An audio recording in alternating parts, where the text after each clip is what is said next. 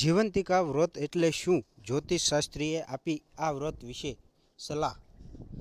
શુક્રવાર એટલે મહાલક્ષ્મીનો વાર. મહાલક્ષ્મી એ જીવંતિકાનું બીજું સ્વરૂપ છે. શ્રાવણ મહિનો આવે એટલે પ્રથમ શુક્રવારે આપણે અચૂક યાદ આવે. આ વર્ષે પ્રથમ શુક્રવાર તારીખ 9 ઓગસ્ટ વર્ષ 2024ના દિવસે જીવંતિકા વ્રત છે. શ્રાવણ મહિનામાં આ વ્રતનો ખૂબ જ મહત્વ રહેલું છે, જેને લઈને જ્યોતિષશાસ્ત્રી દ્વારા અન્ય મહિલાઓને સલાહ પણ આપવામાં આવી રહી છે. નમસ્કાર, હું ડોક્ટર ગ્રાફોલોજીસ્ટ કૌશલ્યાબેન દેસાઈ, ભાવનગરથી જ્યોતિષ અને ગ્રાફોલોજીસ્ટ. શ્રાવણ મહિનો આવે ને, અને એમાં પણ જો પહેલો શુક્રવારે આવે ને, એટલે આપણને મહાલક્ષ્મી યાદ આવે. મહાલક્ષ્મીની સાથે જીવંતિકા વ્રત, એ જે આપણે વર્ષોથી ચાલ્યું આવે છે, એ જ આપણું આ વ્રત. સ્ત્રીઓને અખંડ ચૂડી ચાંદલો રહે એની માટે, પુત્રથી ઉંમર વધે એની માટે પણ આપણે કરતા હોઈએ છીએ. જીવંતિકા વ્રત જ્યારે કરવામાં આવે છે ત્યારે આપણા સંતાનોની લાંબી આયુષ્ય માટે પણ આપણે આ વ્રત કરીએ છીએ.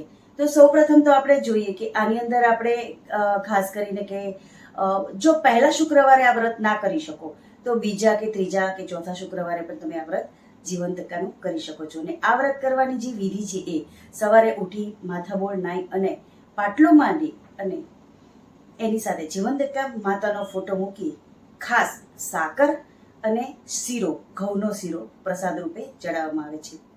સ્ત્રીઓએ સંપૂર્ણ લાલ કપડાં પહેરી અને સંપૂર્ણ શિંગાર સાથે આ વ્રત કરવામાં આવે છે. દિલથી આ વ્રત કરવાથી પુત્રની આવરદા વધે છે. વાર્તા છે એ તમારે વાર્તા કરી અને આ વસ્તુ મહાલક્ષ્મીના મંત્ર કરવામાં આવે તો એ સૌથી ઉત્તમ રહેશે. અને જો મહાલક્ષ્મીના મંત્ર તમે 108 ના કરી શકો તો ઓમ વાસુદેવાય નમઃ આ પણ કરી શકો છો.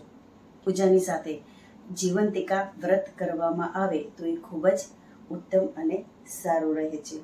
સ્ત્રીઓએ પોતાના પતિની, પુત્રની આવરદા માટે આ વ્રત હોય છે. નમસ્કાર. આ વ્રતની અંદર ઉજવણું પણ હોય છે, તો શુક્રવારે તમે ઉજવણું પણ કરી શકો છો. 5, 7, 11 એ રીતે કે 21 બાળકો, કુંવારિકાઓ અથવા જે સ્ત્રીઓ લગ્ન કરેલી કે જો એ કરવા એમને જમાડવામાં આવે છે. તમારે જો ઉજવણા વખતે બ્રાહ્મણોને જમાડવા હોય તો પણ સારું છે. ઘણી સ્ત્રીઓ વિધવા હોય છે, તો તમે આ વ્રત વિધવા પણ કરી શકતી હોય છે, કેમ કે એ પોતાની પુત્રની આવરદા માટે, પોતાની રક્ષા માટે પણ જીવંતિકાનું વ્રત કરતી હોય છે. આ વર્ષે શ્રાવણ મહિનાની અંદર આ વ્રત તમે કરો છો તો એનું મહત્વ જે છે એ મહત્વ કરવાથી પણ મળતું હોય છે. તો ચાલો આપણે ફરી મળશું.